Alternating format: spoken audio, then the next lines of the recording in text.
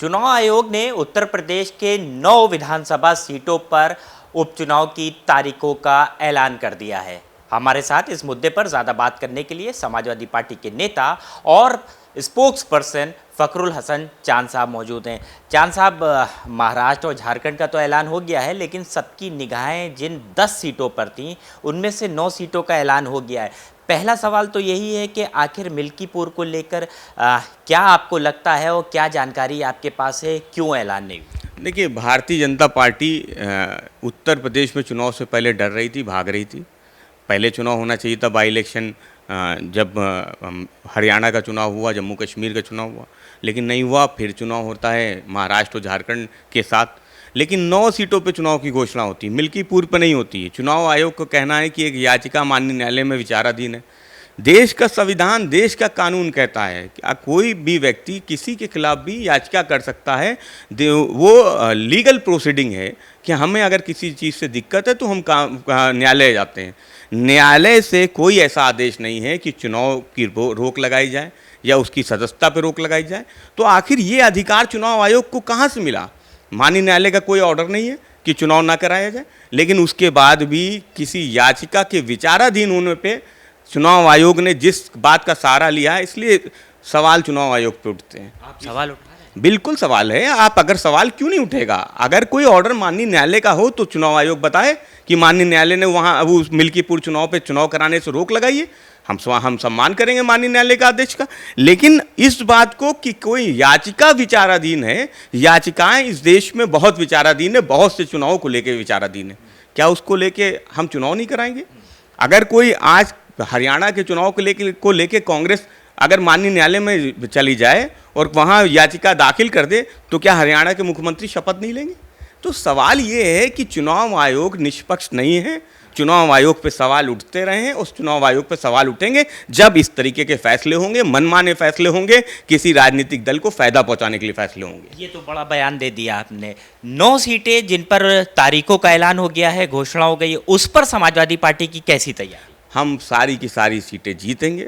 Bharatiya Janata party के पास agency हैं, वो सब जानती हैं कि वो चुनाव हार रहे हैं। उनकी अपने पास भी रिपोर्ट है, समाजवादी पार्टी के अपने सर्वे, हमारे पास अपनी रिपोर्ट है कि हम सारे सीटों को जीतने जा रहे हैं। माहौल भारतीय जनता पार्टी के खिलाफ है। भाजपा के पास केवल एजेंडा है नफरत का, बंटवारे का, लेकिन पीढ़ी जाग चुका है, वो अपना हक चाहता है, वो भाजपा को हटाना चाहता है। नौजवान जाग चुका है, बेरोजगार नौजवान सवाल पूछ रहा है।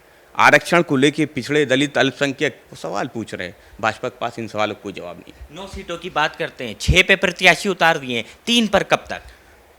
आदरणीय अखिलेश यादव जी ने पहले ही कहा कि हम अपने गठबंधन धर्म को निभाते हुए, गठबंधन के साथियों से बात करते हुए आगे जो सीटें बची हैं उनकी घोषणा करेंगे, जल्द घोषणा करेंगे। पीडीए तैयार है भाजपा को हराने के लिए। जैसी सीटों का ऐलान होगा हम सब मिलके उन सीटों पे भारतीय जनता पार्टी को हराने के लिए कमर कस सकते। तो यकीन माना जाए कि ये जो उपचुनाव होने जा रहा है इसमें इंडिया गठबंधन साथ है, समाजवादी पार्टी कांग्रेस साथ है, और जो ये 3 से 4 सीटें जो बची हुई हैं जिन पे आपने नहीं प्रत्याशी उतारा, वो कांग्रेस के खेमे में जा रही है? नहीं, किसके पास कितनी सीट जाएंगी ये फैसला राष्ट्रीय नेतृत्व करेगा। मैं प्रवक्ता के तौर पर इतनी बात कह सकता हूँ कि हमारे नेता आदरणीय अखिलेश यादव जी ने इस बात को कहा था कि हम गठबंधन धर्म को निभाएंगे, गठबंधन के साथियों से बात करके सीटों पे जो प्रत्याशी उनकी घोषणा करेंगे। आपके सहयोगी दल कांग्रेस जो हैं वो कल अयोध्या जा रहे हैं, रामलला के दर्शन करने जा रहे हैं, चाहे प्रदेश अध्यक्ष अजय राय हो, चाहे महासचिव अविनाश पांडे हो, दोनों लोग जा रहे हैं। इधर उपचुनाव का ऐलान हुआ, उधर पूरा रोड मैप बन के आ गया है, पूरा जो प्रोटोकॉल है वो जारी कर दिया गया है। समाजवादी पार्टी के कुछ नेता भी क्या अयोध्या का रुख करने जा रहे हैं? देखिए, आस्था जहाँ तक है सवाल है तो समाजवादी पार्टी के भी लोग मंदिर जाते हैं, मस्जिद जाते हैं, गुरुद्वारा जाते हैं। तो ये स्वतंत्रता देश के संविधान ने, बाबा साहब के संविधान ने दी है कि आप मंदिर जाइए, मस्जिद जाइए, गुरुद्वारा जाइए। तो जिसको जहाँ जाना है वह जाएगा। एक आखिरी सवाल, 9 सीटों में इंडिया गठबंधन के पास कितनी सीटें जाती हुई 23 तारीख को हम लोग को दिखेंगी? 9 की 9 सीटें समाजवादी पार्टी इंडिया गठबंधन जीतेगा। भारतीय जनता पार्टी इस चुनाव में हारेगी, जनता उसको सबक सिखाएगी। बहुत शुक्रिया बात करने बहुत के लिए। तो ये आप समाजवादी पार्टी के नेता फखरुल हसन चांद साहब को सुन रहे थे। साफ तौर पर 9 सीटों का ऐलान हो गया है, तारीखों का ऐलान हो गया है उपचुनाव की, और समाजवादी पार्टी ने 6 प्रत्याशी मैदान में भी उतार दिए हैं।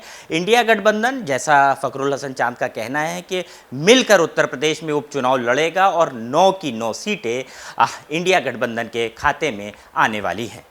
कैमरा पर्सन आशुतोष शुक्ला के साथ लखनऊ से उत्तर प्रदेश टाइम्स के लिए अरसलान समधी। हम हैं देश के दिल, उत्तर प्रदेश की धड़कन। उत्तर प्रदेश टाइम्स।